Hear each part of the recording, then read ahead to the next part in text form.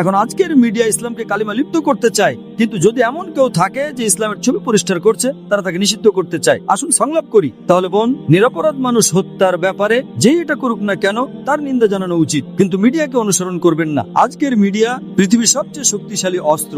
এটা কালোকে সাদা বানাতে পারে, দিনকে রাত বানাতে পারে, নায়ককে খলনায়ক আর খলনায়ককে নায়ক বানাতে পারে। এই জন্যই আমি বলেছিলাম ডক্টর, আমি যা শুনেছি আমি একমত আপনার আমি নিশ্চিত নই, আপনিও নিশ্চিত নন। আমি আমাকে ধন্যবাদ জানাই, আপনি আমেরিকানদের মতো নন, খুব ভালো। এবং যুক্তরাজ্যের হোম সেক্রেটারির মতো নন। ধন্যবাদ। আপনি যুক্তরাজ্যের হোম সেক্রেটারির মতো নন। আপনার প্রশ্ন খুব পরিষ্কার ছিল, আর আমার উত্তরও পরিষ্কার, যে যেই এটা করুক, নিরপরাধ মানুষ হত্যা করা ভুল। এবং আমি আরো একটি ঘটনা বলতে চাই। যখন আমি বোম্বেতে সন্ত্রাসবাদকে মুসলিমদের একচেটিয়া অধিকার এই বিষয়ে বক্তব্য দিয়েছিলাম ট্রেন বম ব্লাস্টের পরে, বোম্বের পুলিশ আমাকে বলেছিল যে জাকির, আপনি মুসলমানদের মধ্যে অনেক জনপ্রিয়, আমি সন্ত্রাসবাদের উপর বক্তব্য দিচ্ছি না কেন? এবং মুসলমানরা বলেছে কেবল জাকিরই সত্যবাদী, তিনি পুলিশের সাথেও কথা বলতে পারেন। তাহলে আমি তরবারির ধারালো প্রান্তে ছিলাম, উভয় পক্ষই আমাকে বক্তব্য দিতে বলছিল, এবং তারা বলছিল যে বলির পাঠা পাওয়া গেছে। এবং আমি বলেছিলাম যে যখন আমি পুলিশ এবং মুসলিম উম্মাহ উভয়কেই গাইড করছিলাম, যে যখন আপনাদের কোনো মুসলমান সম্পর্কে সন্দেহ হয় এবং আপনারা কয়েকজন সন্ত্রাসীকে গ্রেপ্তার করেন, সমস্যা নেই, কিন্তু আপনারা কয়েকটা সন্ত্রাসী ধরার জন্য 3000 মুসলমানকে ঘেরাও করছেন। আপনারা সেই 5-10 জন সন্ত্রাসীকে ধরতে পারেন বা নাও পারেন, আপনারা আরো 100 জন নতুন সন্ত্রাসী তৈরি করছেন।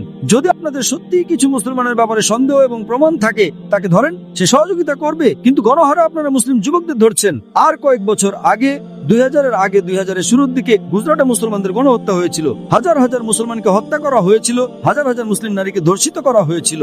এবং এর প্রতিশোধ হিসেবে মিডিয়া এটাই বলে, ইনভার্টেড কমার মধ্যে প্রতিশোধ, বোম্বেতে বোম ব্লাস্ট হয়েছিল। তখন একজন হিন্দু উঠে আমাকে বললেন যে ডক্টর জাকির নায়েক, আমি যদি মুসলমানের জায়গায় থাকতাম এবং হাজার হাজার মুসলমান নিহত হতো এবং আমার মা ধর্ষিত হতো, তাহলে মুসলমানরা এখানে যা করেছে আমিও ঠিক তাই করতাম। এবং লোকেরা হাততালি দিতে শুরু করলো। আমি বললাম, ভাই, আপনি যেভাবে আচরণ করছেন তা একজন সাধারণ মানুষের মতো আবেগপ্রবণ। আমি আপনার সাথে একমত, সাধারণ, কিন্তু একজন মুসলমান হিসেবে আপনি এটা করতে পারেন না, কারণ আমার ধর্ম আমাকে এটা করতে অনুমতি দেয় না। আমার ধর্ম আমাকে একজন নিরপরাধ মানুষকেও হত্যা করার অনুমতি দেয় না। এমনকি গুজরাটের কিছু হিন্দু মুসলমানকে হত্যা করলেও এটা আমাকে অনুমতি দেয় না বোম্বেতে বসবাস করা একজন নিরপরাধ হিন্দুকে হত্যা করার। আমি এটা করতে পারি না। আমি জানি আপনি আবেগপ্রবণ, আমারও আবেগ আছে, কিন্তু আমি আমার আবেগকে অনুসরণ করতে পারি না, কারণ আমার কোরআন আমাকে এটা অনুমতি দেয় না। এটা আমাকে অনুমতি দেয় না।